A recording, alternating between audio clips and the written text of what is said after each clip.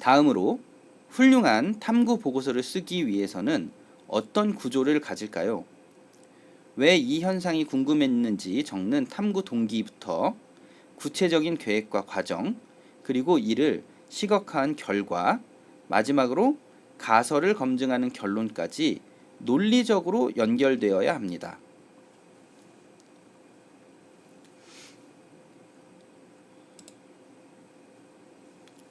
이러한 구조 속에서 보고서 작성의 우수 사례를 살펴보겠습니다. 식물의 이름을 모를 때는 당황하지 말고 식물 A, 식물 B라고 이름을 붙여주세요. 그리고 꽃잎의 길이를 수치화하여 기록하고 오감을 활용해 바나나 향이 난다는 식으로 구체적으로 묘사하는 것이 좋습니다.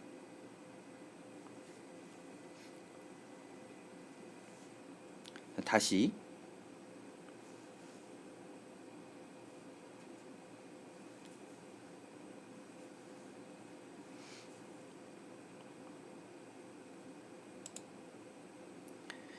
과학적 스케치는 단순히 예쁜 그림을 그리는 것이 아닙니다. 식물의 특징을 잡아내는 것이 목적이죠. 인맥의 구조, 줄기 단면, 털의 유무 등을 지시선과 함께 구체적인 수치로 기록하세요. 그림만 보고도 어떤 식물인지 알 수 있어야 훌륭한 스케치입니다. 데이터는 다시 16 슬라이드부터 다시 할게요.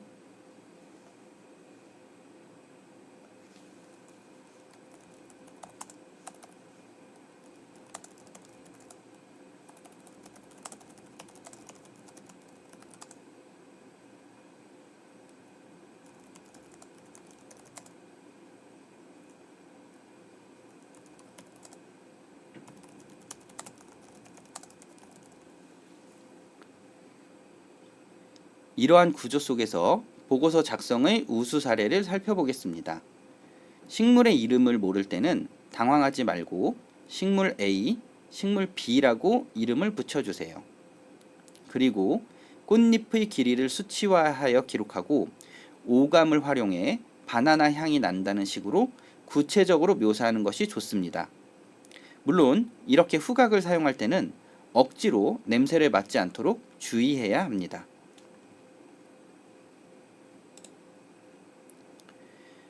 과학적 스케치는 단순히 예쁜 그림을 그리는 것이 아닙니다. 식물의 특징을 잡아내는 것이 목적이죠. 인맥의 구조, 줄기 단면, 털의 유무 등을 지시선과 함께 구체적인 수치로 기록하세요. 그림만 보고도 어떤 식물인지 알 수 있어야 훌륭한 스케치입니다.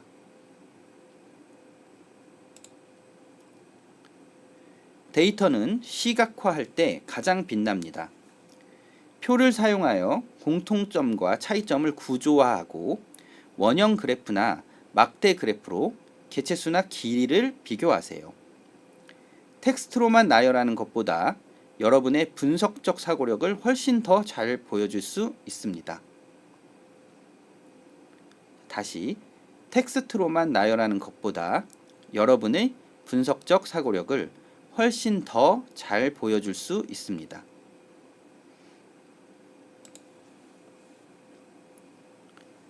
자, 그럼 지금부터는 예선대회에 대해서 이야기해 보도록 하겠습니다. 1단계 예선은 자율탐구입니다. 스스로 주제를 정하고 5에서 10쪽 분량의 보고서를 작성하는 단계로 여러분의 호기심이 담긴 창의적인 주제를 선택하는 것이 핵심입니다.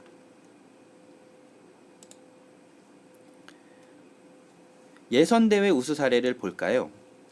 이 보고서는 아파트 단지 내 양지와 음지에서 자라는 개나리를 비교 탐구했습니다.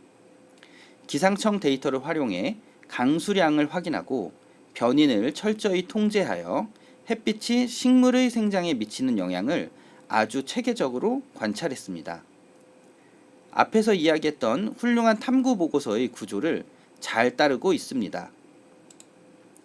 첫째로 탐구 동기 및 탐구 목적을 잘 작성하였습니다. 관찰 장소 및 탐구 기간도 적절하게 정하였습니다. 가설도 한번 확인해 보겠습니다. 가설 설정은 햇빛이 잘 드는 곳, 양지에서 자라는 개나리가 더 풍부한 햇빛을 다시 가설 설정부터 다시 할게요.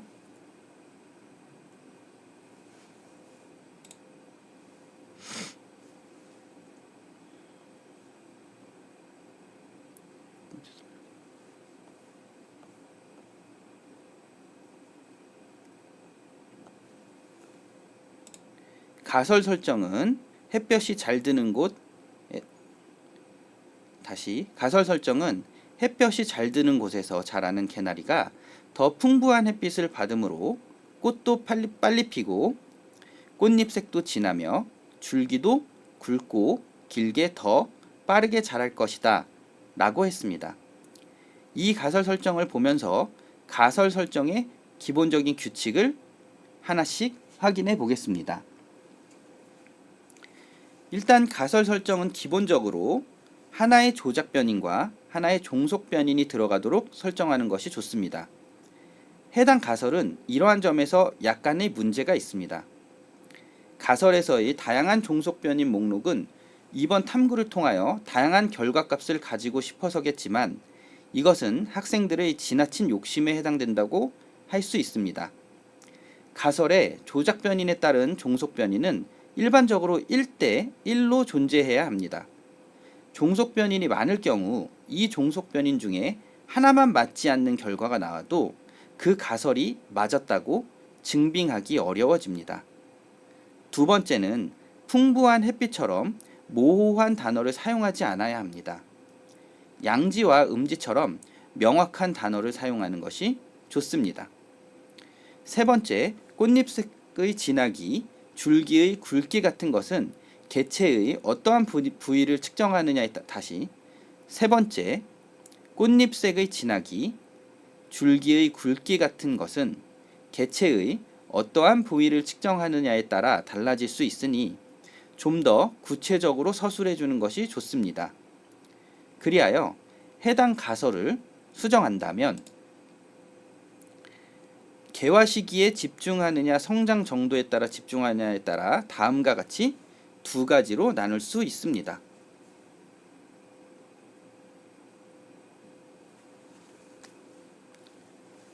첫 번째, 개화 시기에 집중한 가설은 햇빛을 받는 시간이 길수록 개나리의 꽃이 피는 시기가 더 빨라질 것이다. 두 번째, 성장 정도에 집중한 가설이라면 햇빛이 잘 드는 곳에서 자라는 개나리는 그늘에서 자라는 개나리보다 줄기의 지름이 더 굵을 것이다. 와 같이 가설을 수정해 주는 편이 더 좋을 것 같습니다. 가설 설정에 따른 변이는 꽤 적절하게 잘 설정되었으며 특히 통제 변이를 서술한 것이 좋습니다. 두 번째 보고서는 흙 속 곤충의 모습을 탐구했습니다. 소나무와 참나무 아래의 환경을 비교하기 위해 벌레 깔때기라는 과학적 도구를 직접 제작하여 실험을 설계한 점이 매우 인상적인 보고서입니다. 그림과 같이 관찰 보고서의 관찰 장소를 그림으로 표현하였으며 그림에 낙엽의 채집 위치까지 표시하여 보고서를 풍성하게 구성하였습니다. 가설은 두 가지로 설정하였는데 이것도 마찬가지로 하나의 조작 변인에 따른 종속 변인은 하나로 설정하는 것이 좋습니다.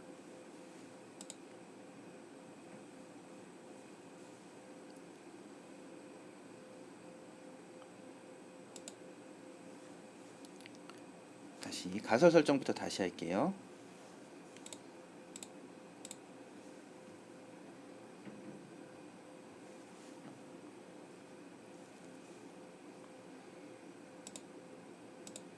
가설은 두 가지로 설정하였는데 이것도 마찬가지로 하나의 조작 변인에 따른 종속 변인은 하나로 설정하는 것이 좋습니다. 또한 학생들의 직접적인 활동 모습을 사진으로 담은 것도 보고서의 신뢰를 높이는 데 좋습니다.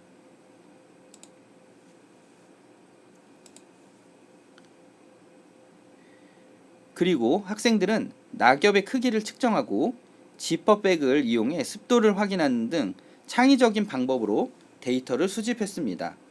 실제 실험 과정과 과학적 원리를 보고서에 잘 녹여내었습니다. 그 과정에서 본인들이 만든 벌레 깔때기의 모습을 사진뿐만이 아니라 이해하기 쉽도록 구조, 설명 그림으로 표현한 점도 아주 좋았습니다.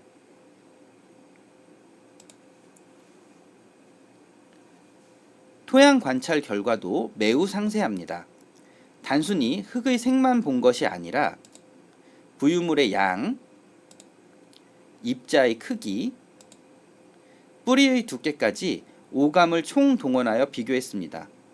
또한 모든 내용을 표를 이용하여 알아보기 쉽게 정리한 것이 매우 훌륭합니다.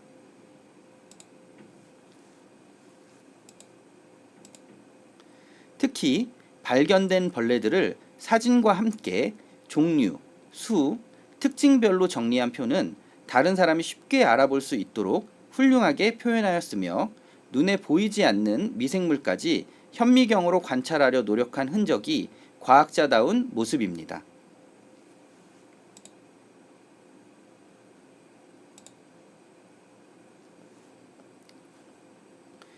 마지막 결론에서는 나뭇잎의 면적이 주변 환경과 생물 다양성에 미치는 영향을 논리적으로 풀어냈으며, 다시 할게요. 마지막 결론에서는 나뭇잎의 면적이 주변 환경과 생물 다양성에 미치는 영향을 논리적으로 풀어냈습니다. 막대 그래프를 활용하여 한눈에 탐구 결과를 확인할 수 있도록 하였고, 탐구를 통해 새롭게 알게 된 점과 느낀 점을 솔직하게 기록하여 보고서를 완성한 점이 좋았습니다.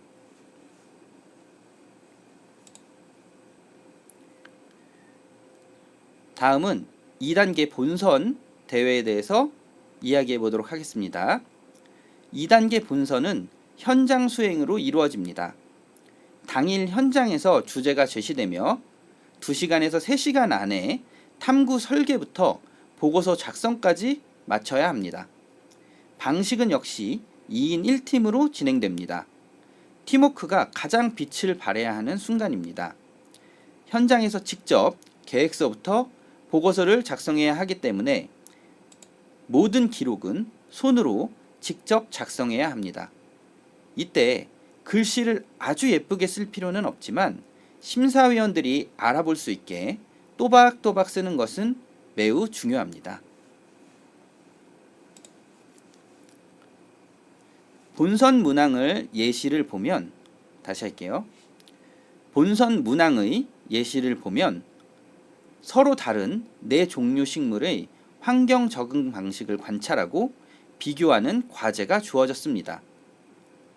관찰 내용을 바탕으로 가설을 세우고 이를 증명할 실험을 설계하는 능력이 요구됩니다.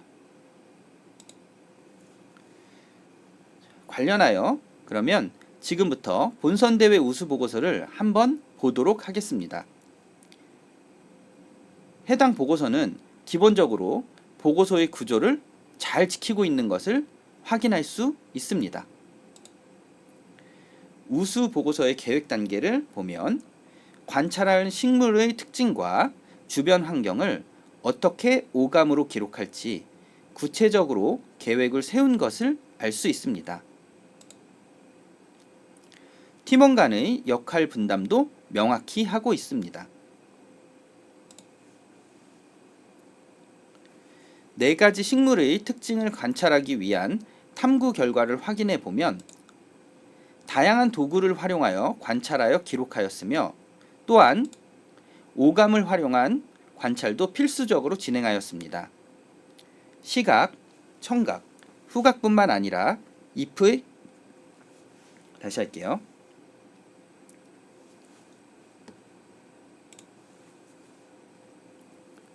또한 오감을 활용한 관찰도 필수적으로 진행하였습니다.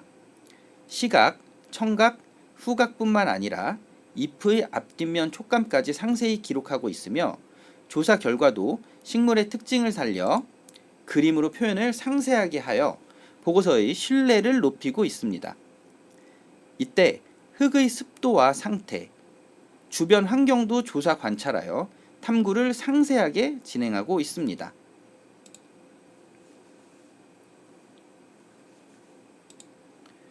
관찰 결과를 표로 일목요연하게 정리하고 환경에 따른 식물의 생존 전략을 결론으로 도출해내는 과정도 중요합니다. 또한 단순히 색의 진하기를 진함, 연함으로 표현하는 것이 아닌 연두색, 초록색, 진한 초록색 등 어느 정도 머릿속으로 생각할 수 있는 결론으로 표현한 것이 좋았습니다.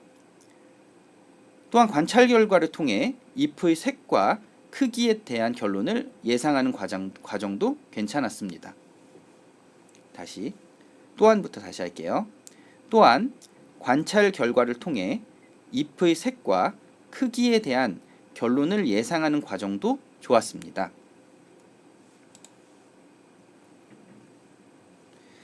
실험 설계 시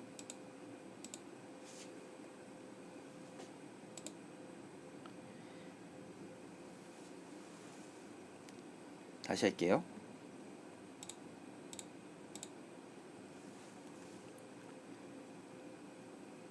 실험 설계 시 가설 설정이 초등학교 수준에서 간결하고 명확하게 잘 세웠으나 가설의 과학적 추론 부분이 다소 부족한 면이 있습니다. 그러므로 실험에 맞게 가설을 조금 수정하자면 식물이 자라는 공간이 좁을수록 영양 공급이 제한되어 줄기의 굵기가 평지 식물보다 가늘어질 것이다와 같은 가설로 설정해 주면 더 명확할 것 같습니다. 다시 할게요.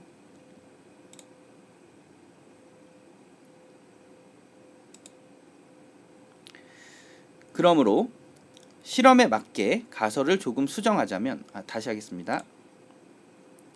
그러므로 실험에 맞게 가설을 조금 수정하자면 식물이 자라는 공간이 좁을수록 영양 공급이 제한되어 다시 할게요. 식물이 자라는 공간이 좁을수록 영양 공급이 제한되어 줄기의 굵기가 평지 식물보다 가늘어질 것이다 와 같은 가설로 설정해주면 더 가설이 명확해질 것 같습니다. 변인 통제 부분도 갖게 해야 할 조건을 물 주는 양, 장소, 식물의 종류, 일조량, 기온, 습도 등 좀 더 구체적으로 작성해 주는 것이 좋습니다.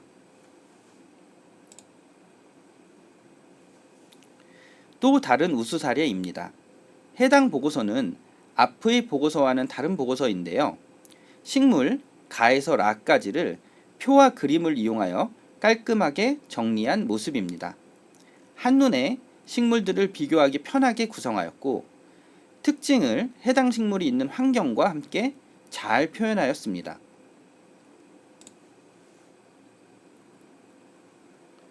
또한 현장에서 도구가 부족할 때의 다시 할게요.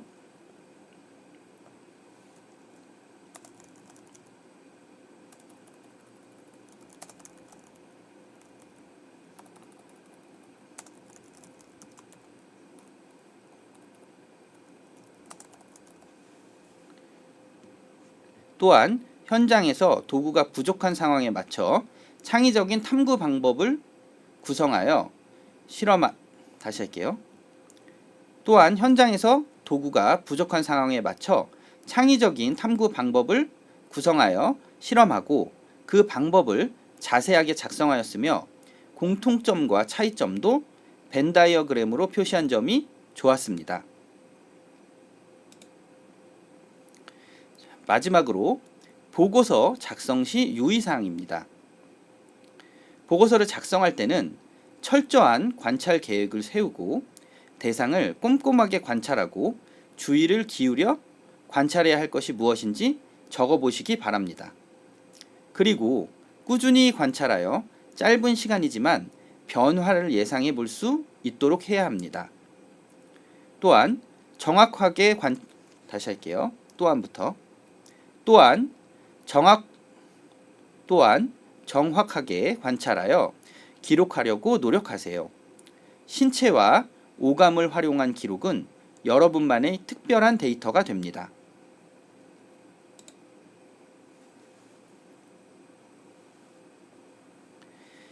관찰한 결과는 그림과 도표를 충분히 활용하여 한눈에 알아보기 쉽게 작성하시기 바랍니다. 관찰자의 솔직한 느낌도 함께 담아내세요. 단, 사실과 느낌은 분명하게 구분해서 기록해야 한다는 점을 꼭 명심하시기 바랍니다. 저의 안내는 여기까지입니다. 자연관찰 탐구대회가 여러분들에게 좋은 경험이 되길 바랍니다. 많은 참여 부탁드립니다. 감사합니다.